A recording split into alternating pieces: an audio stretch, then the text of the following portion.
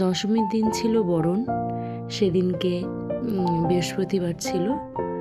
আমি বেরিয়ে পড়েছি ঠাকুর পুজো দিয়ে। বৃহস্পতিবার যেহেতু ঘরের পুজো থাকে, লক্ষ্মী পুজো দিয়ে আমি বেরিয়ে পড়েছি আমার মেয়েকে নিয়ে আমাদের পাড়ার মন্দিরে। পাড়ার শিব মন্দিরে একটি পুজো হয়, সেখানে পুজো দিতে বেরিয়ে গেছি, বরণ করতে মাকে। একটু মনটা খারাপই ছিল সেদিনকে।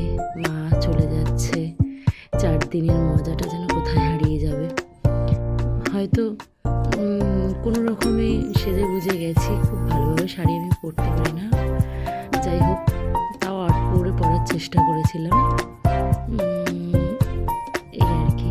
তারপরে একটু সিঁদুর খেলে বাড়ি চলে এসেছি মেয়েকে নিয়ে। তারপর আমরা একটি বিসর্জনও গেছিলাম। বিসর্জন দেখতে হয়, আমাদের যাত্রাঘট সেদিনকে পাততে হয় পুঁটি মাছ দিয়ে, যেটা করেছিলাম।